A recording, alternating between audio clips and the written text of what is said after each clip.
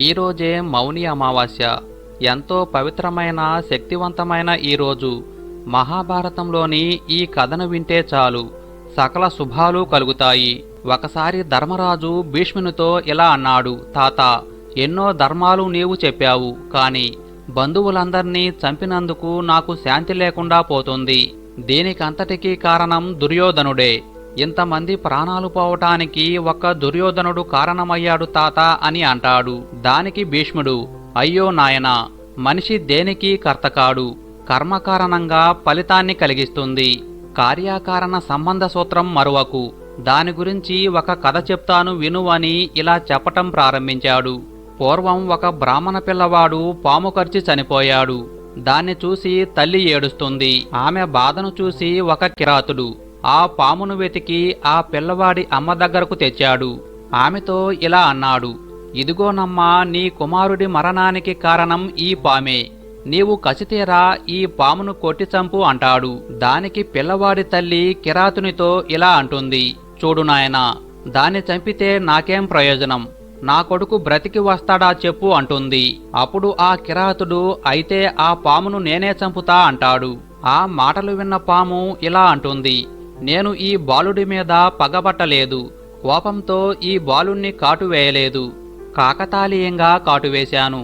ఆ కాటును ఆధారంగా చేసుకొని మృత్యువు ఆ పిల్లవాడిని చంపింది అంటుంది. దానికి కిరాతుడు, నీ కాటు వల్లే మృత్యువు ఆ పిల్లవాణ్ణి చంపింది కదా అంటాడు. అందుకు పాము, కాదు, నా కాటు వల్ల కాకపోతే ఇంకొక చీమ కొట్టడం వల్లో వేరే ఏదైనా కారణం వల్లో మృత్యువు ఆ పిల్లవాణ్ణి చంపేసి ఉండేది. ఈ పిల్లవాడు చావటంలో ఏదైనా తప్పు ఉంటే అది మృత్యువుదే అవుతుంది. నా కాటు అనేది మృత్యువు ద్వారా జరిగిన కర్మ. నా కర్మకు ఎలాంటి పాపం రాదు. కానీ నీవు నన్ను ఇప్పుడు చంపితే నీకు పాపం కలగటం ఖాయం. కాబట్టి నీవు ప్రశ్నించదలుచుకుంటే మృత్యువును అడుగు అంటుంది. ఇలా చర్చించుకునే సమయంలో మృత్యువు వెంటనే పరిగెత్తుకుంటూ వచ్చి ఇలా అంటుంది, నాకు వ్యక్తిగత కక్షలు ఉండవు. నేను కాలుడికి, అంటే యమధర్మరాజుకి దాసుణ్ణి. నా కర్తవ్యం నాకు తప్పదు కనుక నేను ఆ పని చేశాను.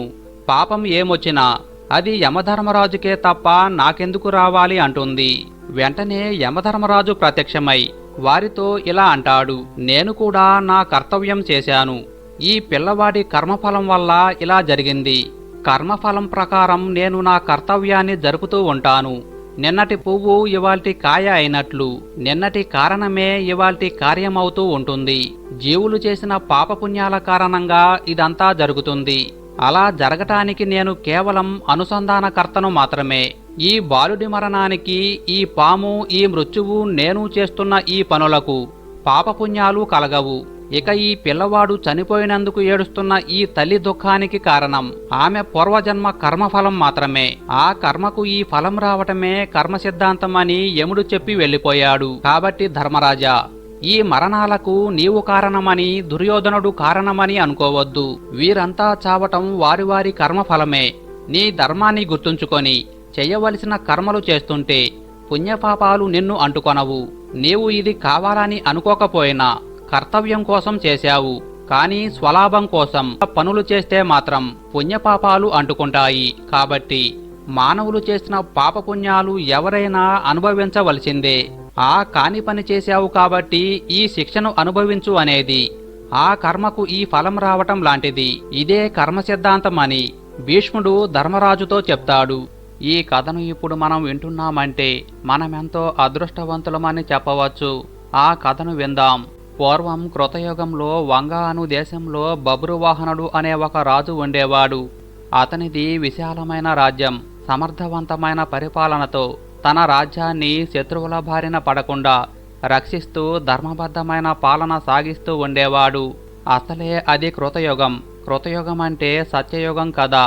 భూమికి 4 దిక్కులా సత్యమే వర్ధిల్లేది. అలాంటి కాలంలో సత్యానికే పాఠాలు చెప్పే విధంగా పాలన సాగించాడు బబ్రువాహనుడు. బబ్రువాహనుడు అంటే అర్జునుడి కొడుకు కాదు, కేవలం పేరుకు మాత్రమే బబ్రువాహనుడు. అతని కాలంలో రోగులు లేరు, పాపులు లేరు, దొంగలు లేరు, హంతకులు లేరు. ఆకట్టుకునే రాజు, అద్భుతమైన పాలన మాత్రమే ఉండేవి. ఒకరోజు బబ్రువాహనుడు అడవికి వేటకు బయలుదేరాడు. 100 గుర్రాలపైన స్వారీ చేస్తూ వెంబడి 100 మిత్రులు, వందలాది మంది సైనికులు, వీరందరి అవసరాలు తీర్చే సేవకులు రాజును అనుసరించారు. అద్భుతమైన అట్టహాసం, హడావిడితో వీరి వేట సాగింది. ఎన్నో అడవి జంతువులను వేటాడుతూ ఆఖరున ఒక లేడీపైకి బాణం విసిరాడు బబురువాహనుడు. ఆ లేడీ బాణం చేత దెబ్బతిన్నది. కానీ ఆ లేడీ చాలా తెక్కలేడి. అందుకని తన గాయాన్ని లెక్క చేయక బాణం వేగంతో పారిపోవటం కొనసాగించింది. ఆ క్షణం రాజు ఒక సాధారణ వేటగాడిలా మారిపోయాడు. తన వెంట మిత్రులు ఉన్నారని, పరివారం ఉందని మరిచి తప్పించుకుపోతున్న లేడీ వెంట పడి తను కూడా వేగంగా పరిగెత్తాడు. చివరకు అడవిలో ఒంటరిగా మిగిలాడు. కానీ ఎలాగోకలాగా లేడీని పట్టుకోగలిగాడు. అయితే అందుకోసం చాలా సమయాన్ని కేటాయించాల్సి వచ్చింది. లేడీ వెంట పరుగులు తీస్తున్నంతసేపు అతనికి ఆకలి దప్పికలు అర్థం కాలేదు. కానీ లేడీ చిక్కి లక్ష్యం పూర్తి కాగానే అతన్ని ఆకలి దప్పికలు చుట్టుముట్టాయి. అంతసేపు లేడీ కొరకు వేటాడిన రాజు ఆకలి దాహాలను తీర్చుకోవటం కోసం వెతుకులాట మొదలుపెట్టాడు. అదృష్టవశాత్తు అక్కడకు సమీపంలోనే ఒక సరస్సు కనపడింది. అందులో ముందుగా స్నానం చేసి తరువాత నీరు తాగి ఒడ్డున ఉన్న ఒక చెట్టు కింద తన పరివారం కొరకు ఎదురు చూస్తూ విశ్రాంతి తీసుకోసాగాడు. అనుకోకుండానే రాజుకు నిద్ర ముంచుకు వచ్చి కనులు మూతపడసాగాయి. ఈలోగా సమీపంలో కలకలం వినపడింది. రాజు కలవరపడుతూ కళ్ళు తెరిచి చూశాడు. అతనికి సమీపంగా ఎదురుగా 100 ప్రేతాలతో కలిసి ప్రేతవాహనుడు అను పేరుగల ప్రేతరాజు ఒకడు వచ్చాడు. ప్రేతాలన్నీ ఎముకలకు బిగుతుగా చర్మాన్ని అతికించుకున్నట్లుగా ఉన్నారు. ఎక్కడా అంగుళం మందం మాంసం కూడా లేదు. వారి ఆకారాలు భయం గొలిపేలా ఉన్నాయి. ప్రేతాలు హఠాత్తుగా కనపడితే ఎవరికైనా భయం కలుగుతుంది. కానీ అక్కడ ఉన్నది యుద్ధరంగంలో పరాక్రమాన్ని ప్రదర్శించే బబురువాహన రాజు కనుక ముందుగా కొంచెం కలవరం కలిగిన వెంటనే తన విల్లును అందుకొని ప్రేతాలపైకి ఎక్కుపెట్టాడు. విల్లు ఎక్కుపెట్టాడు కాని బాణం వదలకుండానే వారితో ఇలా అన్నాడు: ఎవరు మీరంతా? ఇంత భయంకరంగా ఉన్నారు. ఎక్కడ నుండి వచ్చారు? మీ శరీర ఆకృతులు ఏంటి ఇంత వికృతంగా ఉన్నాయి అని అడిగాడు. దానికి ప్రేతాల నాయకుడైన ప్రేతవాహనుడు రాజుతో ఇలా అన్నాడు: మహారాజా, మీ దర్శనం కలగ్గానే మాలో ప్రేతభావం నశించిపోయింది. మాకు ఉత్తమగతులు ఇక లభించి తీరతాయన్నాడు. ప్రేతవాహనుడి మాటలు రాజుకు అర్థం కాలేదు. అదే విషయం రాజు ఇలా అన్నాడు: ఓ ప్రేతమా, నువ్వు ఏమి మాట్లాడుతున్నావు? నాకు అర్థం కావటం లేదు. నాకు అర్థమయ్యేలా చెప్పు అన్నాడు. దానికి ప్రేతవాహనుడు ఇలా అన్నాడు: రాజా, ప్రేతాలు అన్నీ ఒకప్పుడు మనుషులే. కాని చేసుకున్న పాపాల వల్ల ప్రేతాలుగా మారతాయి. ఎవరికైతే అగ్ని సంస్కారం, శ్రాద్ధం, తర్పణం జరగవో వారంతా ప్రేతాలై తిరుగుతారు.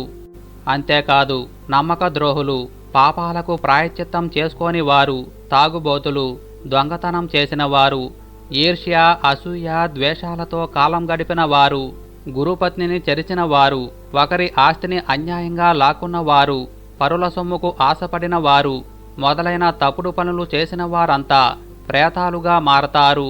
మేమంతా అలా అయి ఇలా వచ్చిన వారమే రాజా. తిండి దొరకదు, నీరు దొరకదు. దీంతో మేము ఆకలి దాహాలతో అలమటించిపోతుంటాము. మాకు ఎవరూ శ్రాద్ధం కానీ పిండం కానీ పెట్టేవారు లేక ఇలా మిగిలిపోయాము. ఇలా మిగిలిపోయిన వారికి రాజే అపరక్రియలు జరపాలి. అలా జరపటం వల్ల మేము ప్రేతరూపం నుండి విముక్తులమవుతాం. మీరు కూడా గొప్ప పుణ్యం సంపాదించుకుంటారు. రాజా, బ్రతికి ఉన్నంతసేపు వీరు నావారు, వారు నావారు అనుకుంటాం. కానీ చివరకు ఎవరూ ఉండరు. కొడుకులు, భార్య వీరు మన అవసరం కోసం, మన స్వార్థం కొరకు మన వల్ల పుట్టుకు వచ్చిన వారే. మనం వారి అవసరం తీర్చినంత కాలం వారి చేత గౌరవించబడతాం. మన అవసరం లేదు అనుకున్నప్పుడు వారి నుండి గౌరవం లభించదు. మనిషి చచ్చాక ధనం ఇంటి దగ్గరే ఉండిపోతుంది. బంధువులు శ్మశానం దగ్గర విడిపోతారు. శరీరం కాష్టం దగ్గర విడిపోతుంది. ఇక విడిపోక పరలోకం దాకా వచ్చేవి పాపపుణ్యాలే అని చెప్పాడు ప్రేతవాహనుడు. అప్పుడు బబురువాహనుడు, ఓయి ప్రేతవాహన, చాలా తెలిసిన వాడిలా మాట్లాడుతున్నావు. నీవు మనిషిగా ఉన్నప్పుడు ఎవరు అని అడిగాడు. దానికి ప్రేతవాహనుడు ఇలా అంటాడు: రాజా, ప్రేతంగా మారటానికి ముందు నేను ఒక ధనికుడైన వైశ్యుణ్ణి. పేరు దేవదత్తుడు. నేను సన్మార్గంలో నడిచాను. దేవతారాధన చేశాను, తీర్థయాత్రలు తిరిగాను, దానధర్మాలు కూడా చేశాను. కానీ నాకు అపరకర్మలు చేయటానికి మాత్రం లేకుండా పోయారు. అందుకని ఇలా ప్రేతాన్నై తిరుగుతున్నాను రాజా. ఒక దేశపు రాజు అన్ని వర్ణాల వారికి, అన్ని కులాల వారికి బంధువు అవుతాడని శాస్త్రాలు చెప్తున్నాయి. అందుకని నీవు మా అందరి కోసం అపరకర్మలు చేసి మాకు ముక్తిని కలిగించండి అని చెప్పి తన వద్ద ఉన్న ఒక మణిని తీసి రాజుకు ఇవ్వబోయాడు. అందుకు రాజు ఇలా అన్నాడు, ఓ ప్రేతవాహన, నేను ఒక రాజును, ఇతరుల నుండి దానాన్ని స్వీకరించను, మీకు అపరకర్మలు మాత్రం చేయిస్తాను. కానీ ప్రేతవాహన, నాకిది ఒకటి చెప్పు, మా వంశస్థులు ఎవరైనా ప్రేతదశలోనే ఉండిపోయారనే విషయం నేను ఎలా తెలుసుకోవాలి? ఒకవేళ ఎవరైనా అలా ఉండిపోతే వారికి ముక్తిని ఎలా కలిగించాలి అని అడిగాడు. దానికి ప్రేతవాహనుడు, రాజా, మీ వంశంలోని వారు ఎవరైనా ప్రేతంలా మిగిలి ఉంటే మీకు కారణం లేకుండానే కొన్ని కష్టాలు వచ్చి పడతాయి. దాంపత్య జీవితంలో అపశృతులు ఏర్పడతాయి. భార్యాభర్తలు పూర్తిగా ఆరోగ్యంతో ఉన్నా కూడా వారికి పిల్లలు కలగరు. స్త్రీలకు నెలసరి సమస్యలు నిరంతరం కలుగుతాయి.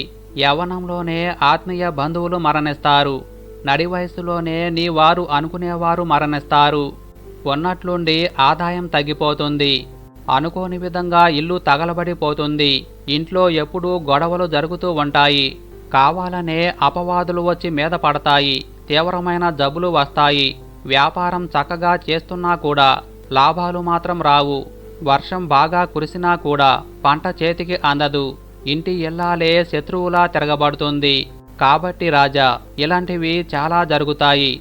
ఇవన్నీ అపరకర్మలు చేయనందువల్ల ఆకలి బాధతో తిరిగే ప్రేతాల వల్లే జరుగుతాయి అని మన వంశం వారు ఎవరైనా ప్రేతంలా మారి తిరుగుతున్నారా అని ఎలా గుర్తించవచ్చో చెప్పాడు ప్రేతవాహనుడు. ఇదంతా విన్న తరువాత బబురువాహన మహారాజు తన నగరానికి వెళ్ళి ప్రేతాల విముక్తి కోసం శ్రద్ధగా అపరకర్మలు చేయించాడు. అంతటితో ప్రేతవాహనుడికి, అతని వెంట ఉన్న ప్రేతాత్మలకు విముక్తి కలిగింది. వారంతా ఎంతో సంతోషంగా స్వర్గానికి వెళ్ళారు. ఇది గరుడ పురాణంలోని కథ. ఈ కథను వింటే మీ పితృదేవతలు నేరుగా స్వర్గానికి వెళ్తారు. అంతేకాదు, వారి యొక్క ఆకలి దప్పులు తీర్చినంత మహాపుణ్యం వస్తుంది. మరి ఈరోజు ఏ కథను వింటే మనకు జీవితంలో అన్ని శుభాలే కలుగుతాయో ఈ వీడియోలో తెలుసుకుందాం. ఒకనాడు గయాక్షేత్రానికి దగ్గరలో విశాలుడనే వనుజునికి ఒక ప్రేతం కనిపించింది. ఆ ప్రేతం విశాలునితో ఇలా అంటుంది, ఓ వనుజుడా, నీవు గయాశీర్ష తీర్థంలో నా పేరట పిండదానాన్ని చేసిపెట్టు. అలా నీవు చేసిన ఎడల నేను ఈ ప్రేత యోని నుండి విముక్తున్నవుతాను. ఈ పుణ్యానికి ఫలంగా నీకు స్వర్గం ప్రాప్తిస్తుంది అని చెప్పగా అతడు అలానే చేశాడు. తరువాత విశాలుడు తన తమ్ములతో కలిసి గయా అంతా కలే తిరిగి తన పితరులకు పిండ ప్రదానాలు చేయగా వారంతా ప్రేతంతో సహా ముక్తులైనారు. గయా నుండి తన ఊరికి వచ్చాక విశాలుడు పుత్రవంతుడై సుఖంగా జీవనం, అనాయాసంగా మరణం పొంది స్వర్గానికి చేరుకొని మరలా పొడమిపై పుట్టినప్పుడు విశాల దేశానికి రాజపుత్రునిగా జన్మించాడు. అతను పెరిగి పెద్దవాడై తన ఆస్థాన బ్రాహ్మణులతో ఇలా అన్నాడు, ఓ బ్రాహ్మణులారా, ఏ ఏ సత్కారాలు చేస్తే మంచి పుత్ర సంతానము సుఖజీవనం లభిస్తాయి అని అడిగాడు. దానికి వారు ఇలా అన్నారు, విశాల రాజకుమారా, గయాతీర్థంలో పిండ ప్రదానం చేస్తే అన్ని కోరికలు తీరతాయి అని చెప్పారు. విశాలుడు వెంటనే గయాక్షేత్రాన్ని సంపూర్ణంగా దర్శించి శాస్త్రోక్తంగా పిండ ప్రదానాలు గావించి వచ్చాడు. అలా చేసిన వెంటనే శీఘ్రమే పుత్రవంతుడైనాడు. ఒకరోజు అతనికి ఆకాశంలో 3 పురుషులు దర్శనమిచ్చారు. అతను వారికి నమస్కరించి, మహాపురుషులారా, మీరెవరు అని అడిగాడు. ఇక వారిలో శ్వేతవర్ణంలోనున్న పురుషుడు ఇలా అన్నాడు, నాయనా విశాల, నేను నీ తండ్రిని. నీ పుణ్యం వల్లనే నేను స్వర్గానికి వెళ్తున్నాను. ఈ రక్తవర్ణ పురుషుడు నా తండ్రి. ఈయన బ్రహ్మహత్య చేసి అవిచి నామక నరకంలో పడ్డాడు. ఆ శ్యామల వర్ణంలోనున్నది మా తాత. ఆయన ఒక మహర్షిని చంపి అదే నరకంలో పడ్డాడు. నీవు గయా శీర్ష తీర్థంలో చేసిన పిండ ప్రదానం వల్ల నేను ప్రేతరూపం నుండి, వారు నరకరూపం నుండి విముక్తులమై స్వర్గానికి వెళ్తున్నాము. నాయనా, నీవు చేసిన ఉపకారం మామూలుది కాదు. నీకు అంతా శుభం కలుగుగాక అని చెప్పి ఇతరులతో పాటు అంతర్ధానం చెందాడు. ఇక విశాలుడు సమర్థవంతంగా రాజ్యపాలనం చేసి సుఖంగా జీవించి దేహాంతంలో స్వర్గలోకాన్ని చేరుకున్నాడు. కాబట్టి గయాలో పిండ ప్రదానం వల్ల మీ పితృదేవతలలో అంటే మీ ఇంట్లో చనిపోయిన పెద్దవాళ్ళు ఎవరైనా నరకంలో బాధలు పడుతుంటే వారందరూ కూడా స్వర్గానికి వెళ్తారు. అది పాండవులు రాజ్యాన్ని పరిపాలిస్తున్న సమయం. అయితే రాబోవు కలియుగం ఎలా ఉండబోతుందో, ఆ కలియుగంలో మానవులు ఎలా ప్రవర్తిస్తారో అని తెలుసుకోవాలనే కోరిక వారికి కలిగింది. ఇక ఆలస్యం చేయకుండా పాండవులందరూ కలిసి శ్రీకృష్ణుని దగ్గరకు వెళ్ళి వారి మనస్సులో ఉన్న కోరికను చెప్పారు. అప్పుడు శ్రీకృష్ణుడు పాండవులతో ఇలా అంటాడు: మీరందరూ అడవిలో ఒక్కొక్కరు ఒక్కొక్క వైపుకు వెళ్ళండి. మీకు ఏదైనా కనబడితే వచ్చిన తరువాత నాకు చెప్పండి. అప్పుడు నేను మీరు అడిగిన దానికి సమాధానం చెప్తాను అని అంటాడు. అప్పుడు పాండవులందరూ శ్రీకృష్ణునికి నమస్కరించి అడవిలోకి బయలుదేరారు. ఆ 5 పాండవులు ఒక్కొక్కరు ఒక్కొక్క దిశలోకి వెళ్ళారు. మొదటిగా ధర్మరాజు వెళ్ళిన దిశలో ఒక ఆశ్చర్యకరమైన విషయాన్ని ధర్మరాజు చూస్తాడు. ధర్మరాజుకు ఒక ఏనుగు కనపడింది. దానికి విచిత్రంగా 2 తొండాలు ఉన్నాయి. దానిని చూసిన ధర్మరాజు ఎంతో ఆశ్చర్యపోయాడు. ఇక అర్జునుడు వెళ్ళిన వైపు అతనికి కూడా ఒక ఆశ్చర్యకరమైన విషయమే కనిపించింది. అర్జునుడికి ఒక పక్షి కనిపించింది. ఆ పక్షి రెక్కలపై వేదమని రాసి ఉంది. ఆ పక్షి ఒక జంతువు యొక్క మాంసాన్ని తింటూ ఉంది. ఇక భీముడు వెళ్ళిన వైపు ఒక ఆవు ఒక లేగదూడకు జన్మనిచ్చింది. అప్పుడే పుట్టిన ఆ దూడను ఆ ఆవు రక్తం వచ్చేలా చిన్న దూడను నాకేస్తూ ఉంది. ఇక సహదేవుడు వెళ్ళిన వైపు అతను ఆ ప్రదేశంలో 7 బావులను చూశాడు. ఆ బావులు ప్రక్కపక్కనే ఉన్నా కాని చుట్టూ ఉన్న 6 బావుల్లో పుష్కలంగా నీళ్లు ఉన్నాయి. కాని ఒక బావి మాత్రం నీరు లేక ఎండిపోయి ఉంది. అది చూసిన సహదేవుడికి చాలా వింతగా అనిపించింది. అదేంటి, ప్రక్కనే ఉన్న బావిలో నీరు పుష్కలంగా ఉన్నా మధ్యలో ఉన్న బావిలో మాత్రం చుక్క నీరు లేకుండా ఎండిపోయి ఉంది. ఇది ఎలా సాధ్యమని అనుకున్నాడు. ఇక నకులుడు వెళ్ళిన వైపు ఒక కొండపై నుండి పెద్ద రాయి జారిపడుతూ దానికి అడ్డంగా వచ్చిన పెద్ద పెద్ద చెట్లను సైతం విరగొడుతూ కిందకి వేగంగా వస్తుంది. పెద్ద పెద్ద వృక్షాలు కూడా దాని వేగాన్ని ఆపలేకపోయాయి. కాని అంత వేగంతో క్రిందికి వస్తున్న ఆ రాయికి ఒక చిన్న మొక్క తగలగానే అది అక్కడే ఆగిపోయింది. అది చూసిన నకులుడు చాలా ఆశ్చర్యపోయాడు. ఇక పాండవులందరూ ఒక దగ్గరకు చేరి వారు చూసిన విషయాలని శ్రీకృష్ణుడికి చెప్దామని అతని దగ్గరకు బయలుదేరారు. పాండవులందరూ శ్రీకృష్ణుని దగ్గరకు చేరుకొని అతనికి నమస్కరించారు. అప్పుడు శ్రీకృష్ణుడు పాండవులతో మీరు చూసిన విషయాలు ఏంటో చెప్పండి అని అడుగుతాడు. అప్పుడు మొదటిగా ధర్మరాజు ఇలా చెప్తాడు: శ్రీకృష్ణ, నేను మొదటిసారిగా అడవిలో 2 తొండములు కలిగిన ఒక ఏనుగును చూశాను. దానిని చూసి నాకు చాలా ఆశ్చర్యం కలిగింది. ఇంతకు ముందెన్నడూ ఇలాంటి వింతను నేను చూడలేదు. దాని గురించి వివరించి చెప్పండి అని అడుగుతాడు. దానికి శ్రీకృష్ణుడు ధర్మరాజుతో ఇలా అంటాడు: ఓ ధర్మరాజా, నీకు కనిపించిన ఈ దృశ్యం గురించి కలియుగంలో ఏం జరుగుతుందో చెప్తాను విను. కలియుగంలో మానవులు 2 ముఖాలు ఉన్నట్లుగా ప్రవర్తిస్తారు. వారు ఒకటి చెప్తారు, మరొకటి చేస్తారు. వారు బయటకు ఒక విధంగా చెప్పి లోపల మనస్సులో మాత్రం వేరే విధంగా ఆలోచిస్తారు. కలియుగంలో వీరిదే రాజ్యం నడుస్తుంది. మనిషి ఒక్కడే అయినా ఆలోచన మాత్రం 2 రకాలుగా చేస్తాడు. వీరితో చాలా జాగ్రత్తగా ఉండాలి అని చెప్తాడు. తరువాత అర్జునుడు ఇలా అడుగుతాడు: శ్రీకృష్ణ, నేను చూసింది ఇంకా ఆశ్చర్యంగా ఉంది. నేను ఒక పక్షిని చూశాను. ఆ పక్షి రెక్కలపై వేదమని రాసి ఉంది. కాని ఆ పక్షి మాత్రం ఒక మృత కళేబరాన్ని తింటుంది. దీని గురించి వివరించి చెప్పండి అని అర్జునుడు అడుగుతాడు. అప్పుడు శ్రీకృష్ణుడు అర్జునుడితో ఇలా చెప్తాడు: అర్జున, కలియుగంలో కొంతమంది మేము పెద్ద పెద్ద వేదజ్ఞానులమని చాలా తెలివైన వారమని అంటూ జ్ఞానం గురించి చర్చిస్తూ ఉంటారు. వీరందరూ చాలా పెద్ద పండితులలాగా వారి గురించి వారు గొప్పగా చెప్పుకుంటూ ఉంటారు. కానీ వీరు ఎంత చదివినా వీరి ప్రవర్తన మాత్రం చాలా రాక్షసంగా ఉంటుంది. ఇలాంటి వారు ఎవరు ఎప్పుడు చనిపోతారా, వారు చనిపోయిన తరువాత వాళ్ళ పదవి ఎలా పొందాలా అని ఆలోచిస్తూ ఉంటారు. ఇలాంటి వారు వెనకాల ఉన్నట్లుగా ఉంటూ పదవిలో ఉన్న వారిని ఎలా తప్పించాలి, వారి స్థానాన్ని ఎలా లాగేసుకోవాలి అనే దురాలోచనతో ఉంటారు. పదవి కోసం ఒక మనిషిని చంపటానికైనా సిద్ధపడతారు. ఎంత పెద్ద వేదవేత్తలైనా, ఎంత చదువుకున్నా ఇలాంటి వారి మనస్సు ఎప్పుడూ ధనం, పదవిపైనే ఉంటుంది. ఇలాంటి వారు నమ్మిన వారిని మోసం చేస్తారు. వీరితో చాలా జాగ్రత్తగా ఉండాలి. అలానే పండితులుగా వేషం ధరించి జనాల్ని మోసం చేసి వారికి ఎంతో జ్ఞానం ఉన్నట్లు నటిస్తారు. కానీ లోపల వారి మనస్సు క్రూరంగా ఉంటుంది. అది ఎలాగంటే ఆ గ్రద్దలాగా అని చెప్తాడు శ్రీకృష్ణుడు. ఆ తరువాత భీముడు తాను చూసిన విషయాన్ని శ్రీకృష్ణునికి ఇలా చెప్తాడు. శ్రీకృష్ణ, నేను ఒక ఆవును చూశాను. అది అప్పుడే ఒక లేగదూడకు జన్మను ఇచ్చింది. ఆ ఆవు తనకు పుట్టిన లేగదూడను రక్తం వచ్చేలా నాకేస్తూ ఉంది. అది తన పిల్లే కదా, అలా ఎలా చేసింది నాకు వివరించండి అని అడుగుతాడు. అప్పుడు శ్రీకృష్ణుడు భీముడితో ఇలా చెప్తాడు. భీమసేన, విను. కలియుగంలో మానవులు తనకు పుట్టిన శిశువును చాలా ప్రేమిస్తారు. ఎంత ప్రేమిస్తారంటే వాళ్ళ తల్లిదండ్రుల అతి ప్రేమ వల్ల ఆ శిశువు యొక్క వికాసం కూడా జరగదు. దీనివల్ల వికాసం దెబ్బతిని వారు భవిష్యత్తులో ఏ చిన్న సమస్యను కూడా పరిష్కరించుకోలేరు. ప్రతిదానికి వేరే వారి మీద ఆధారపడుతూ ఉంటారు. వాళ్ళ అతి ప్రేమ వల్ల ఆ శిశువు ఎందుకు పనికిరాకుండా పోతాడు. చిన్న సమస్యను పరిష్కరించుకోలేక ఆత్మహత్యకు పాల్పడతారు.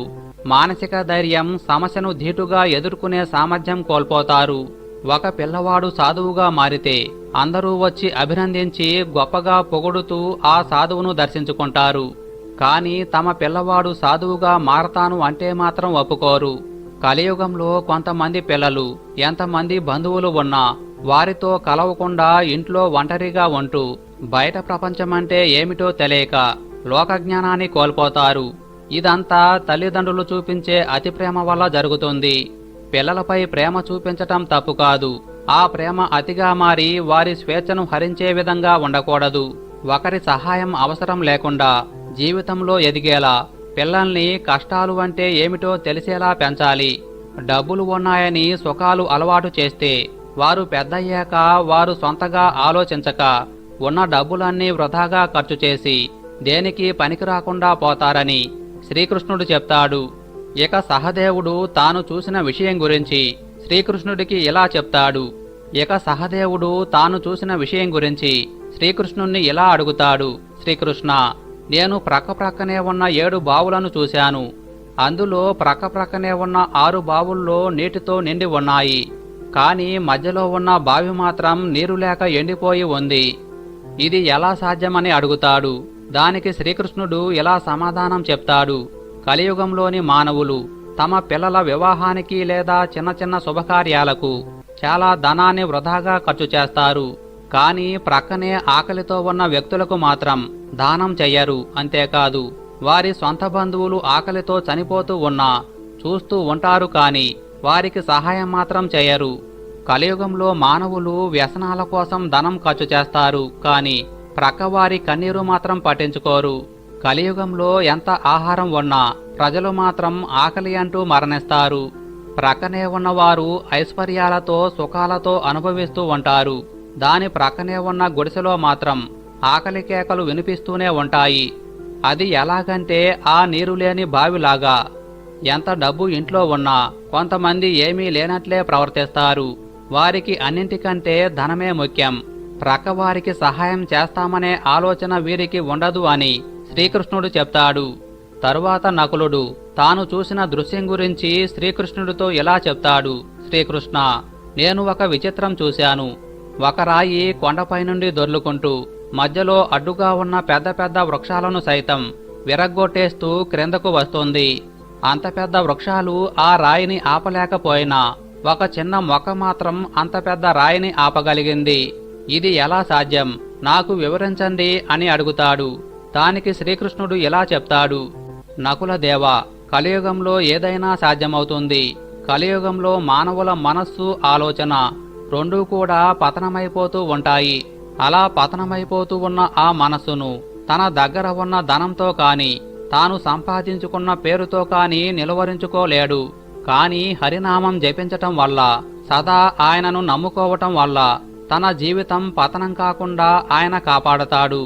ఎవరైతే దేవుణ్ణి నమ్మి ధర్మాన్ని ఆచరిస్తారో వారి జన్మ సార్థకమవుతుంది. దేవుణ్ణి నమ్ముకోవటం వల్ల మానవుని జీవితం పరిపూర్ణమవుతుంది. పెద్ద పెద్ద వృక్షాలు ఆపలేని ఆ రాయిని భక్తి అనే ఒక చిన్న మొక్క ద్వారా ఆ రాయి దూకుడు ఆగిపోయింది అని చెప్తాడు శ్రీకృష్ణుడు. కాబట్టి మహాభారత కాలంలో శ్రీకృష్ణుడు చెప్పిన ఈ విషయాలు ఈ కలియుగంలో మనం చూస్తూనే ఉన్నాం. అందుకే మహాభారతాన్ని పంచమవేదంగా చెప్పబడింది. మహాభారతంలో జీవిత సత్యాలను తెలియజేసే ఎన్నో విషయాలు ఉన్నాయి. తిరువల్లూరు చెన్నైకి దగ్గరగా ఒక 40 కిలోమీటర్ల దూరంలో ఉంది. మనకు 108 దివ్య దేశాలు ఉన్నాయి. ఆ 108 దివ్య దేశాల్లో తిరువల్లూరు ఒక దివ్య దేశం. ఈ క్షేత్రం ప్రతి అమావాస్య రోజు అత్యంత శక్తిని పుంజుకొని ఉంటుంది. ఆ రోజు అక్కడకు వేల మంది జనం వస్తారు. ఇక చొల్లంగి అమావాస్య రోజు ఈ క్షేత్రం పరిపూర్ణమైన శక్తిని పొంది ఉంటుంది. అక్కడకు వెళ్లి దర్శనం చేసుకుంటే ఎలాంటి రోగాలైనా మాయమవుతాయి. ఇక్కడ హృత్ ప్రాపనాశిని అనే ఒక పుష్కరిణి ఉంది. ఈ పుష్కరిణిలో ఒక బెల్లం ముక్క వేసి స్వామికి నమస్కారం చేసుకుంటారు. ఈ పుష్కరిణి గొప్పతనం ఏంటంటే ఇది ఎప్పటి నుండో ఉన్న దివ్య పుష్కరిణి. దక్షయజ్ఞం కథలో పరమేశ్వరుడు వీరభద్రుని స్వరూపంలో వచ్చి దక్షుణ్ణి సంహరిస్తాడు. ఆ తరువాత స్వామి చింతాక్రాంతుడు అయ్యాడు. ఎందుకంటే దక్షుడు బ్రహ్మమానస పుత్రుడు. బ్రహ్మహత్య దోషం ఉంటుంది. తరువాత స్వామి బాధపడుతూ ఉంటే అప్పుడు ఆకాశం నుండి ఇలా వినిపిస్తుంది, మీరు హృత్ పాపనాశినికి వెళ్లి స్నానం చేయండి, మీరు ఊరట చెందుతారు అని పలుకుతుంది. అప్పుడు పరమేశ్వరుడు వీరభద్రుని స్వరూపంలో వచ్చి స్నానం చేసిన అపురూపమైన సరస్సు ఇది. ఈ ఆలయంలో తూర్పు వైపు వీరభద్రుని ఆలయం ఉంటుంది. ఆ మహాశివుడు వీరభద్రుని స్వరూపంలో అక్కడకు వచ్చి స్నానం చేశాక ఆయన చింతలన్నీ తీరిపోతాయి. అలాగే మానసికమైన వ్యాధులు ఉన్నా, శారీరకమైన వ్యాధులు ఉన్నా అక్కడకు వెళ్లి స్నానం చేస్తే తప్పక అన్ని వ్యాధులు తగ్గుతాయి. అది ఆ తీర్థం యొక్క గొప్పతనం. అలాగే ఇక్కడ క్షేత్రంలో విష్ణుమూర్తి ఒక లీలా నాటకం ఆడారు. అదేంటంటే బదరికాశ్రమంలో శాలిహోత్రుడు అనే ఒక మహర్షి ఉండేవాడు. ఆయన విష్ణుమూర్తి అంశతో జన్మించారు. ఆయన ఒకసారి దక్షిణ భారతదేశానికి యాత్రకు వచ్చారు. అప్పుడు ఆ హృత్ పాపనాశినిలో స్నానం చేశాక ఇక్కడ ఎంత మనోహరంగా ఉంది. ఇక్కడ ఉపవాస దీక్ష చేసి 1 సంవత్సరం పాటు తపస్సు చేద్దామని నిర్ణయించుకున్నాడు. ఆ రోజు ఆ దీక్ష పట్టి కూర్చొని సంవత్సరం పాటు నిరాహారంగా తపస్సు చేశారు. చేశాక ఆ తపస్సు అయిపోయిన తరువాత ఆ రోజు పారణ చేసి దీక్ష విరమిద్దామనుకొని కొంచెం ఆహారం తెచ్చుకున్నారు. సరిగ్గా ఆయన తినే సమయానికి ఒక వృద్ధుడు వచ్చి, నాయనా, ఆకలి మండిపోతుంది, ఆ ఆహారం నాకు ఇవ్వవా అని అడుగుతాడు. వచ్చింది విష్ణు స్వరూపంగా భావించి ఆ ఆహారం ఇచ్చేశాడు. పారణ చేయటం కుదరనందున ఇంకొక సంవత్సరం పాటు ఉపవాసం చేసి మళ్లీ దీక్ష తీసుకొని తపస్సు చేద్దామని నిర్ణయించుకున్నాడు. అలా 1 సంవత్సరం మళ్లీ తపస్సు చేస్తాడు. అంతా అయ్యాక మళ్లీ పారణ కోసం ఆహారం తెచ్చుకునే సమయానికి మళ్లీ ఆ వృద్ధుడే తిరిగి వచ్చాడు. నాయనా, నాకు బాగా ఆకలిగా ఉంది, నీ దగ్గర ఆహారం ఇస్తావా అని అడుగుతాడు. దానికి అతను సరే స్వామి, స్వీకరించండి అని ఆహారమంతా ఇచ్చేశాడు. అప్పుడు స్వామి సంతోషించి, నాయనా, నీ కోరిక ఏంటి, ఎందుకు తపస్సు చేస్తున్నావన్నాడు. నాకు ఏం కోరిక లేదు స్వామి, లోక కళ్యాణం కోసమని చెప్పాడు. అప్పుడు విష్ణుమూర్తి ఆయన ఆశ్రమంలో వెలిశారు. పనుకొని ఉన్న వైద్య వీరరాఘవ స్వామిగా ఆ ఆలయంలో వెలిశారు.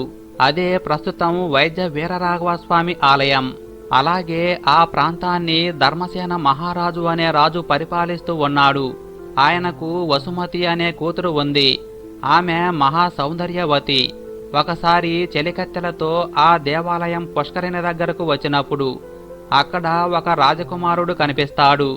ఆయన కూడా మహా సౌందర్యంతో ఉంటాడు. ఇద్దరూ ఒకరిని చూసి ఒకరు ఇష్టపడ్డారు.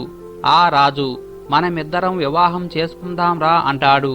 ఆ యువరాణి ఇలా చెప్తుంది, మా నాన్నగారిని అడగండి, ఆయన ఒప్పుకుంటే చేసుకుంటాను అంటోంది. వెంటనే యువరాజు వాళ్ళ నాన్నగారి దగ్గరకు వెళ్లి, మీ అమ్మాయిని నాకు ఇచ్చి వివాహం చేస్తారా అని అడుగుతాడు. దానికి ఆ రాజు, నాయనా, నీ పేరు ఏమిటి, నీ గోత్రం ఏమిటి, నీ తల్లిదండ్రులు ఎవరు, నీవు ఎక్కడి నుండి వచ్చావు అని అడుగుతాడు. దానికి ఆయన, నా వివరాలన్నీ మీకు చెప్పలేను, కాని ఒక్కటి మాత్రం చెప్తున్నాను.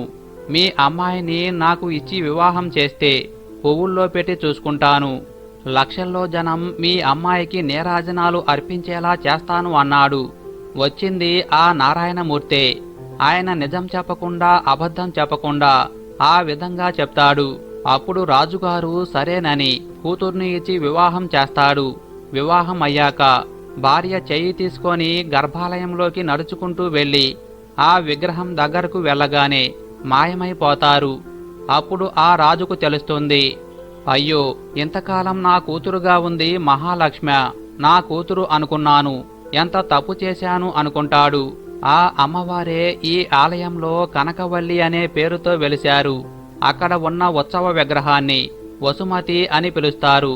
అది ఈ ఆలయం యొక్క గొప్పతనం. ఈ ఆలయంలో స్వామివారి విగ్రహం చూస్తే స్వామి కుడి చేతిని చాపి ఉంచుతారు.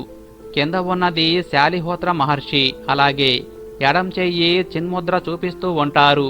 అంటే ఆరోగ్యం నుండి ఆత్మజ్ఞానం వరకు ఏదైనా ఇచ్చే దివ్య స్వరూపం ఈ వైద్య వీరరాఘవ స్వామి అని అర్థం. ఇక్కడ ఈ చొల్లంగి అమావాస్య రోజు అత్యంత శక్తి ఈ ఆలయంలో ఉంటుంది. ఇది రామాయణ అంతర్గతమైన ఉత్తరాఖండలో సవివరంగా వివరింపబడి ఉంది. రావణాసురుడు తన అన్నగారైన కుబేరుణ్ణి యుద్ధంలో ఓడించి ఆయనకు వరప్రసాదంగా లభించిన పుష్పక విమానం ఎక్కి ప్రపంచమంతా చుడుతూ ఒకసారి ఉసిరబీజ దేశానికి చేరగా అక్కడ మరుత్తుడను మహారాజు దేవతలతో కూడి యజ్ఞం చేస్తూ కనపడ్డాడు. అక్కడకు అతను వస్తున్నప్పుడు గమనించి దేవతలందరూ పశుపక్షులుగా మారిపోయారు. ఇంద్రుడు నెమలిగాను, యమధర్మరాజు కాకిగాను, కుబేరుడు తొండగాను, వరుణుడు హంసగా మారి పలాయనం చెత్తగించారు. రావణాసురుడు అపవిత్రమైన కుక్కలా ఆ యజ్ఞశాలలో ప్రవేశించి మరుత్తు మహారాజుతో ఇలా అన్నాడు, తాను కుబేరుని తమ్ముడినని, అతన్ని ఓడించి పుష్పకం గెలిచానని పరిహాసంగా మాట్లాడుతూ యుద్ధానికి రమ్మని కవ్వించాడు. ఆ మరుత్తు మహారాజు యుద్ధానికి సన్నద్ధుడు అవుతుండగా ఆ యజ్ఞహోత బృహస్పతి తమ్ముడు అయిన సంవర్ధ మహర్షి అది పరమేశ్వర ప్రీతి కోసం చేస్తున్న యాగమని మధ్యలో ఆపితే అది వంశనాశనం అవుతుందని వారిస్తాడు. ఇక అతను యుద్ధ ప్రయత్నాన్ని విరమించి యాగానికి సిద్ధపడ్డాడు. రాజు ఓడిపోయాడని రావణుడు ప్రకటించుకొని అక్కడున్న ఎంతోమంది మహర్షులను తన రాక్షస సపరివారంగా భుజించి వెళ్ళిపోయాడు. రావణుడు వెళ్ళిపోయిన పిమ్మట ఇంద్రాది దేవతలు ఆ రూపాలను త్యజించి వారి వారి రూపాలలోకి వచ్చారు. అప్పుడు ఇంద్రుడు నెమలిని చూసి, మీ జాతికి సర్పముల వల్ల భయం ఉండదని, ఇంద్రుని వలె ఆ నెమిలిపించానికి 1000 కనులు ఉంటాయని, తాను మేఘరూపంలో వర్షిస్తుంటే అందంతో పొంగి పించాన్ని విప్పి ఆడుతుందని వరం ప్రసాదిస్తాడు. అంతకుముందు కేవలం నీలంగా ఉన్న ఆ పించం అప్పటి నుండి ఇంద్రప్రభావం వల్ల కన్నులతో అందంగా కనబడటం మొదలయ్యాయి. తరువాత యమధర్మరాజు కాకితో ఇలా అన్నాడు, ఓ వాయసమా, నీ రూపం ధరించి నేను హాయిగా ఉన్నాను. నీకు ఏ రోగాలు ఉండవని వరం ప్రసాదిస్తున్నాను. మిగిలిన ప్రాణులకు నా ప్రభావం వల్ల రోగాలొస్తాయి, కాని నీకు ఏ రోగాలు అంటవు. నా లోకంలో చేరిన మానవులందరూ ఆకలి దప్పులతో అలమటిస్తూ ఉంటారు. భూతలంలో ఉన్న వారి సంతానం నీకు ఆహారమిచ్చి తృప్తిపరిచినచో వారి యొక్క పితృదేవతల యొక్క ఆకలి దప్పులు తీరతాయి అని వరం ఇచ్చాడు. అందుకే పిండ ప్రదానం చేసిన తరువాత ఆ పిండాలు కాకులు ముట్టాలని అందరూ ఆశిస్తారు. దీనికి సంబంధించి ఒక కథ ఉంది. ఈ కథ విన్నంత మాత్రం చేతనే మీ ఇంట్లో సకల శుభాలు కలుగుతాయి. మీ యొక్క పితృదేవతలు దీవించి మీ వంశాన్ని అభివృద్ధి చేస్తారు. ఇది కాకిపిండం ఒక తండ్రి కథ. కాకిపిండం పెట్టి 2 గంటల నుండి ఎదురు చూస్తున్నారు, కానీ ఒక్క కాకి కూడా వచ్చి ముట్టటం లేదు. కర్మకాండకు వచ్చిన బంధువులకు కూడా విసుగు పుడుతుంది. ఇక బంధువుల్లో ఉన్న ఒకరు పంతులుగారితో ఇలా అంటున్నారు, పంతులుగారు, ఒకవేళ కాకి ముట్టకుంటే ఎలా అని ప్రశ్నించారు. దానికి పంతులుగారు ఇలా చెప్పాడు, ఒకవేళ కాకి ముట్టకుంటే నీళ్లల్లో కూడా వెయ్యొచ్చు జలచరాలకు అని చెప్పాడు పంతులుగారు. ఇక అక్కడ ఉన్న ఒక పెద్ద ఆవిడ, లేదు, కాకి వచ్చి ముడితేనే ఆత్మశాంతి కలిగినట్లు, అప్పటి వరకు ఇక్కడ నుండి జరిగేదే లేదు, వేచి చూడవలసిందే అని ఖచ్చితంగా చెప్పింది ఒక పెద్దావిడ. ఆమె చనిపోయిన వ్యక్తి తరపున వచ్చిన ఏకైక బంధువు, అతని పెద్దమ్మ కూతురు. మిగతా బంధువులంతా చనిపోయిన వ్యక్తి కోడలు తరపున బంధువులు. ఇంకెక్కడి కాకులు, కాకులు కనిపిస్తున్నాయా అసలు, కాకులన్నీ లోకులై పుడితేను అని జోకు వేశాడు బంధువుల్లో ఒకడు. సమయం కాని సమయంలో జోకు వేసినందుకు అతని వైపు తీక్షణంగా చూసింది పెద్దావిడ. ఇక పిల్లనిచ్చిన మామ ఇలా అన్నాడు, అబ్బా, ఈ ముసలోడు బతికి ఉన్నవాళ్లను సాధించాడు, చచ్చిన తర్వాత కూడా సాధిస్తున్నాడు అన్నాడు. తన మామ అన్న మాటలకు అవును అన్నట్లు తలూపాడు చనిపోయిన వ్యక్తి కొడుకు. ఆ మామ అల్లుళ్ళ ప్రవర్తనకు పెద్దావిడకు బాగా కోపమొచ్చింది. చనిపోయిన వ్యక్తంటే ఆమెకు బాగా గౌరవం. పేదరికంలో పుట్టినా కష్టపడి పైకి వచ్చాడు. కొడుకు 10వ తరగతిలో ఉన్నప్పుడు భార్య చనిపోయినా తామెంతమంది చెప్పినా మళ్ళీ పెళ్లి చేసుకోలేదు. కొడుకును హాస్టల్లో ఉంచి బాగా చదివించాడు. కొడుకు పెద్ద ఉద్యోగంలో ఉండి ఊర్లు తిరుగుతుండటం వల్ల కొడుకు వద్దకు వెళ్లకుండా ఊర్లోనే ఒక్కడే ఉండేవాడు. కొడుక్కి కూడా ఆస్తిపాస్తులు బాగానే సంపాదించి ఇచ్చాడు. 3 సంవత్సరాల క్రిందట నుండి మంచం పట్టాడు. చేసేది లేక తండ్రిని తీసుకువెళ్ళి తన దగ్గరే ఉంచుకున్నాడు కొడుకు. కొడుకు తన భార్య కోరికపై తన అత్తగారి కుటుంబంతో కలిసి టూర్కు వెళ్లాలనుకున్నాడు. తండ్రిని ఎక్కడ ఉంచాలనే ప్రసక్తి వచ్చింది. తిరిగి వచ్చే 10 రోజుల వరకు ఏదైనా వృద్ధాశ్రమంలో ఉంచుదామని సలహా ఇచ్చాడు తోడల్లుడు. లేదు, ఇలా మంచం మీదనే ఉండేవాళ్ళని తీసుకోరు, అదీగాక ఇతరుల దృష్టిలో కూడా బాగుండదు అంది భార్య. చివరకు అనేక చర్చల తరువాత ముందర ప్రత్యేకంగా ఉన్న ఒక రూమ్కు తండ్రిని షిఫ్ట్ చేసి ఇల్లుకు తాళం వేసుకొని 10 రోజుల వరకు తండ్రిని చూడటం కోసం ఒక వ్యక్తిని కిరాయికి మాట్లాడి టూరుకు బయలుదేరారు. ఇదంతా చూసి ఎందుకు భారం అనుకున్నాడో ఏమో కాని అదే రోజు రాత్రి తెల్లవారేటప్పుడు గుండెపోటుతో మరణించాడు పెద్దాయన. టూరుకు వెళ్లిన వారందరూ అర్ధాంతరంగా రావలసి వచ్చింది. అంత్యక్రియల కోసం స్వగ్రామం వచ్చారు. అంత్యక్రియలకు ఊరూరంతా హాజరయ్యారు. తరువాత జరిగే కర్మకాండలో దగ్గరి బంధువులు మాత్రమే పాల్గొంటారు. ఇక పెద్దావిడ ఇలా అంది, బతికి ఉన్న వాళ్లను ఏం కష్టపెట్టాడ్రా మీ నాన్న అని అడిగింది. నీకేం తెలుసు అత్తమ్మ, 3 సంవత్సరాల నుండి ఎంత నరకం చూస్తున్నామో. ఈ 6 నెలల నుండి మరీను అన్నీ మంచం మీదే. వాటి కోసం పెద్ద జీతానికి మనిషిని పెట్టవలసి వచ్చింది. వాడు రాత్రి ఉండడు కదా, రాత్రంతా మేమే సేవ చేయవలసి వచ్చేది అన్నాడు కొడుకు సమాధానంగా. అదొక్కటేనా, చాలా రాత్రి వరకు కూడా కాళ్ళు నొక్కించుకుంటూనే ఉండేవాడు. తొందరగా వదిలిపెట్టేవాడు కాదు అని చెప్పాడు అతని మామ కూడా అల్లుడికి సపోర్టుగా. ఓహో అంతేనా, నీకు చిన్నప్పుడు 2 సంవత్సరాల పాటు ఆల్బుమినో గిల్బమినో ఎక్కువై రోగం పడితే నిన్ను కంటికి రెప్పలా కాపాడుకున్నాడు.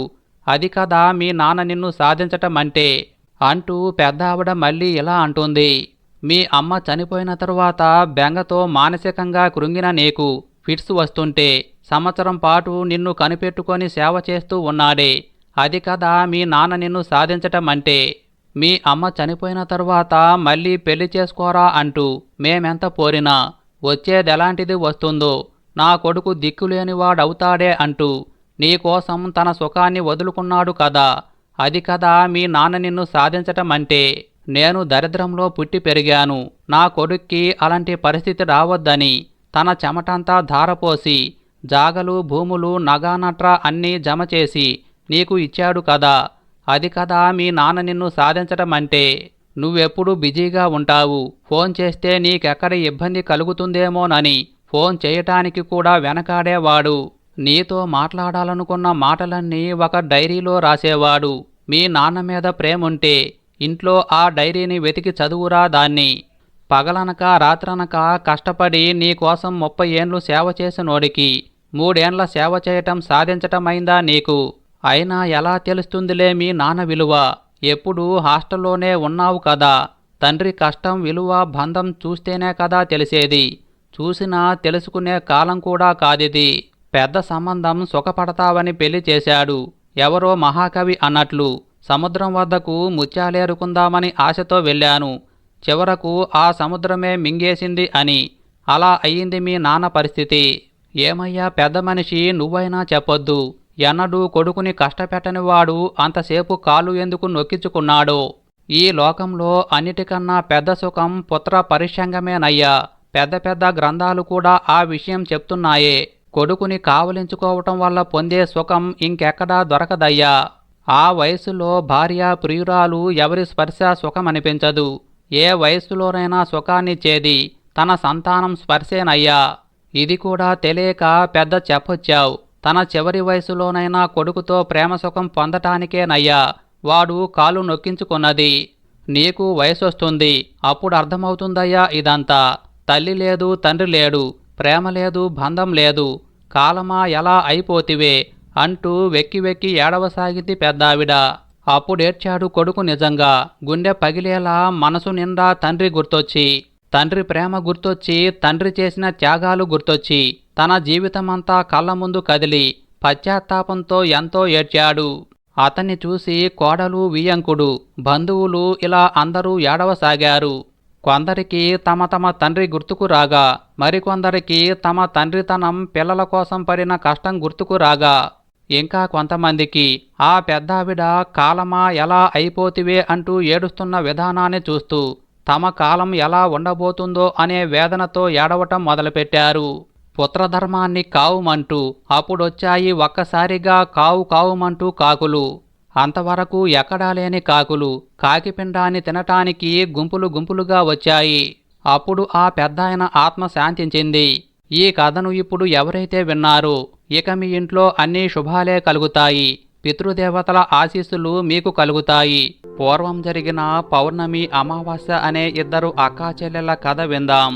పూర్వం ఒక రాజ్యంలో ఒక రాజు, ఒక రాణి ఉండేవారు. ఆయనకు ఇద్దరు కుమార్తెలు, ఇద్దరు కుమారులు ఉన్నారు. ఒక కుమార్తె పేరు అమావాస్య, మరొక కుమార్తె పేరు పౌర్ణమి.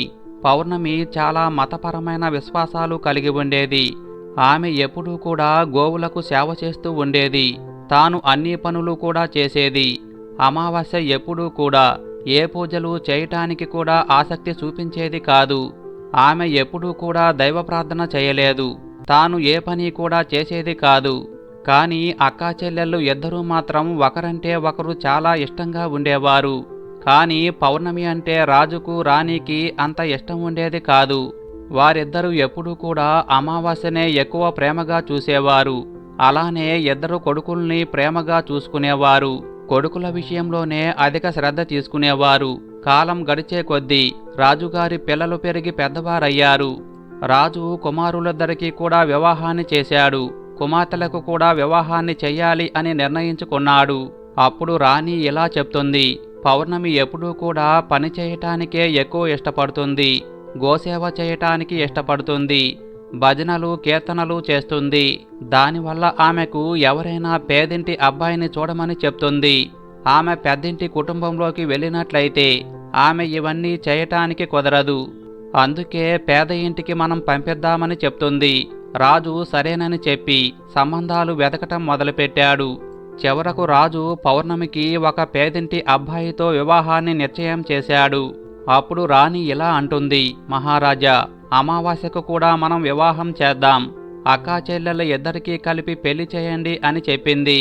అప్పుడు రాజుగారు అదే గ్రామానికి చెందిన వేరొక రాజకుమారుడితో అమావాస్యకు వివాహాన్ని కుదిర్చాడు. ఈ విషయాన్ని రాజు రాణికి చెప్పగానే ఆమె ఎంతో సంతోషించింది. మనసులో రాణి ఇలా అనుకుంటుంది: పేదల ఇంట్లో పౌర్ణమి ఎలా ఉంటుందో ఇప్పుడు చూద్దాం. ఆమె ఎప్పుడూ కూడా పూజలు పూజలు అంటుంది. ఆమెకు దేవుడు ఎలా సహాయం చేస్తాడో చూద్దామని అంటుంది. ఇక సమయం రాగానే రాజుగారు తన ఇద్దరి కుమార్తెలకు కూడా వివాహాన్ని చేశాడు. అమావాస్యకు చాలా సంపదను కూడా ఇచ్చాడు. కానీ పౌర్ణమికి మాత్రం ఏమీ ఇవ్వలేదు. సోదరులు అమావాస్యను చాలా ప్రేమగా చూసుకునేవారు. కానీ ఆమె మాత్రం వదినగార్లపై ఎప్పుడూ కూడా పెత్తనాన్ని చలాయిస్తూ ఉండేది. కానీ పౌర్ణమి మాత్రం ప్రతి పనిలోనూ కూడా వాళ్లకు కూడా సహాయాన్ని చేస్తూ ఉండేది. అమావాస్య, పౌర్ణమి ఇద్దరూ కూడా తమ అత్తగారింటికి వెళ్ళిపోయారు. ఒకప్పుడు అమావాస్య తన ఇంట్లో శివచర్చ ఏర్పాటు చేసుకుంది. ఆమె ఊర్లో అందర్నీ పిలిచింది. కాని తన సోదరి పౌర్ణమిని మాత్రం పిలవలేదు. పౌర్ణమి తన ఇంటి గుమ్మం దగ్గరే కూర్చొని ఉంది.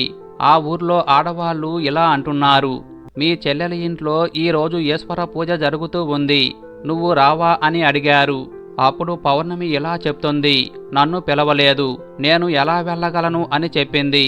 అప్పుడు ఆ గ్రామంలోని మహిళలు ఇలా అన్నారు, దైవశత్య జరుగుతున్నప్పుడు పిలవాలి అన్న నియమం లేదు, ఎవరైనా సరే వెళ్ళవచ్చు, అందువల్ల నీవు కూడా మాతో రమ్మని పిలిచారు. అప్పుడు పౌర్ణమి కూడా ఆ చర్చకు వెళ్ళింది.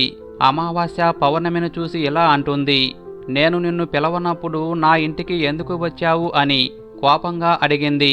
వస్తే వచ్చావు కాని నిశ్శబ్దంగా ఒక చోట కూర్చొని ఉండు, అటు ఇటు తిరగకు అని చెప్పింది.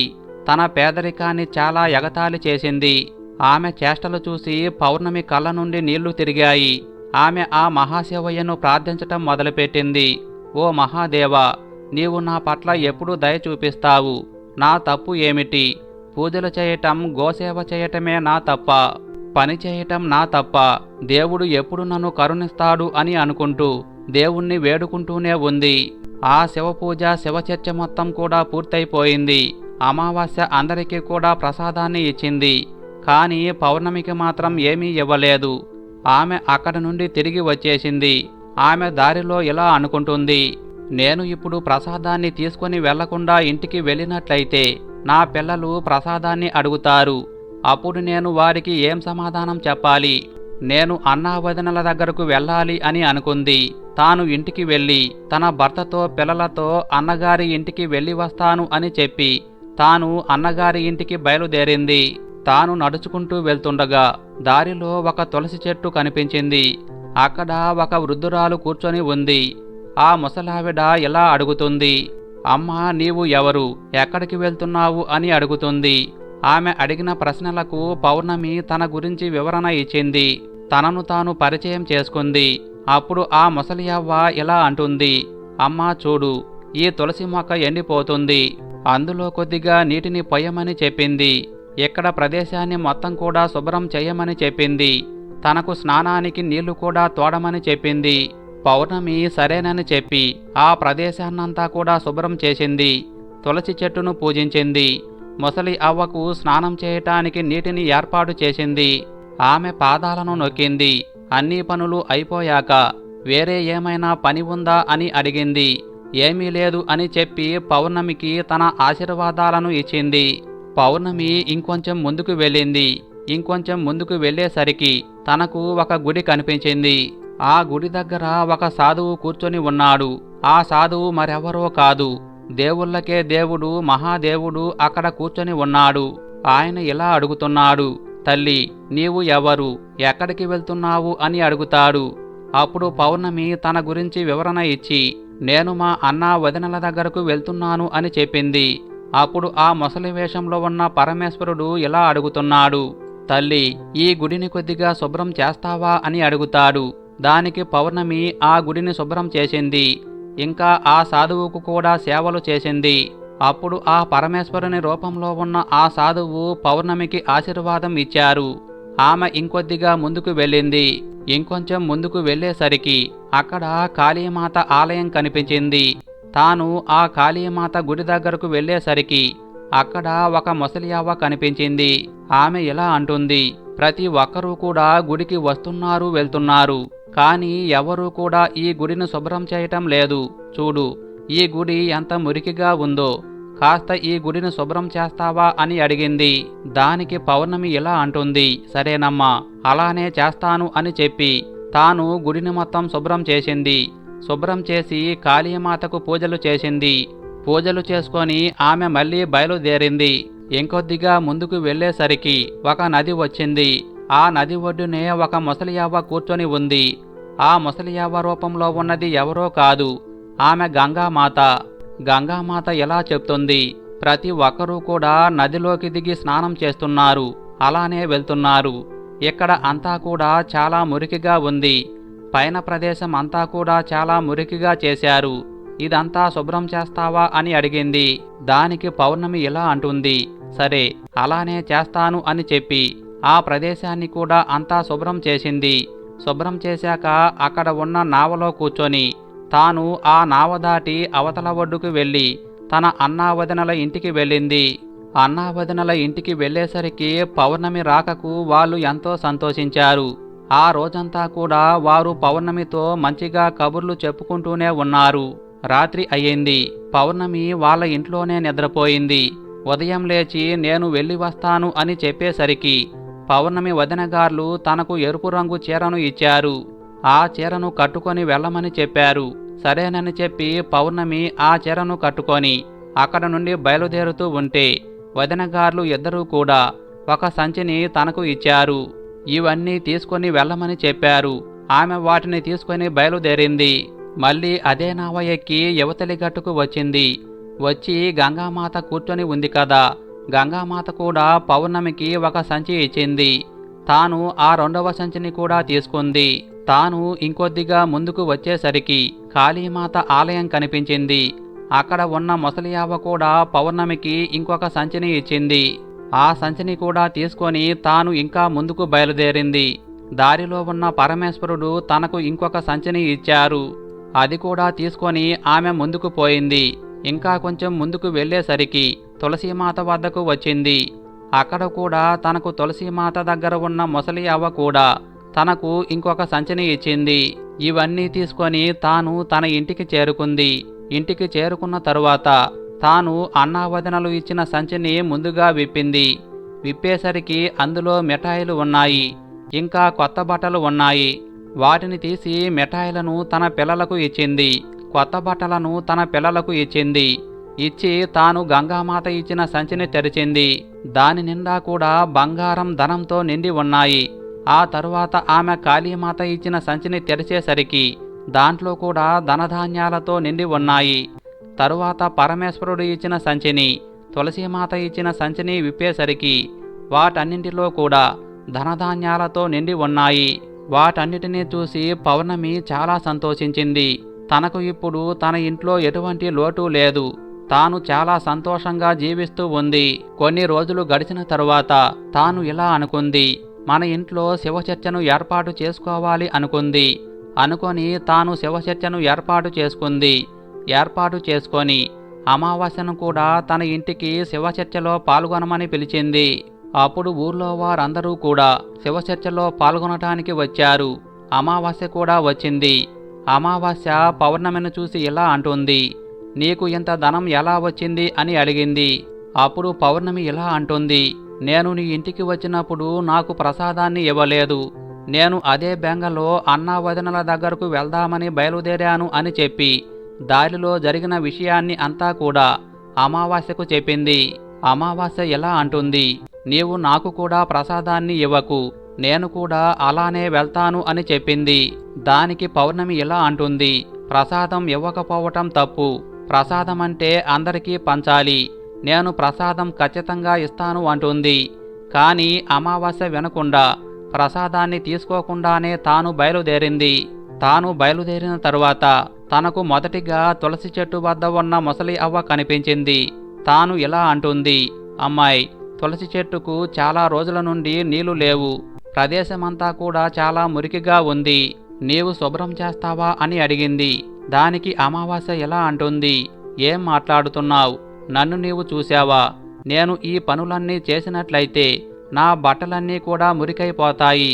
అందువల్ల నేను అవేమీ చెయ్యను అని చెప్పి తాను అక్కడ నుండి ముందుకు పోయింది. ముందుకు వెళ్ళేసరికి తనకు పరమేశ్వరుడు కనిపించాడు. సాధువు రూపంలో ఉన్న పరమేశ్వరుణ్ణి చూసింది. ఆయన కూడా గుడిని శుభ్రం చేయమని అడిగాడు. ఆయనకు కూడా అదే సమాధానం చెప్పింది. తాను కాళీమాతకు, గంగామాతకు అందరికీ కూడా అదే సమాధానం చెప్పింది. అలా చెప్పి తాను నావ దాటి తన అన్నావదినల ఇంటికి వెళ్ళింది. వెళ్ళిన తర్వాత వాళ్ళు ఇలా అనుకుంటున్నారు, ఇదెందుకు వచ్చింది మన ఇంటికి అని అనుకుంటున్నారు. సరేనని చెప్పి తాను ఆ రోజు అక్కడే ఉంది. మరుసటి రోజు ఉదయాన్నే నేను బయలుదేరుతున్నాను అని చెప్పేసరికి అన్నావదినలు ఇలా అంటున్నారు, సరే వెళ్ళిరమ్మని చెప్పారు. దానికి తాను ఇలా అడుగుతుంది, పౌర్ణమికి మీరు ఒక సంచిని ఇచ్చి పంపించారు, మరి నాకు ఏమీ ఇవ్వరా అని అడిగింది. అలా అడిగేసరికి ఆ వదినలు ఇలా అంటున్నారు, సంచి నీ ఇంటికే వస్తుంది, నీవు వెళ్ళిపోమని చెప్పారు. తాను మళ్ళీ నదిని దాటి గంగామాత దగ్గరకు వచ్చింది. గంగామాతను కూడా నేను వెళ్తున్నాను అని చెప్పింది.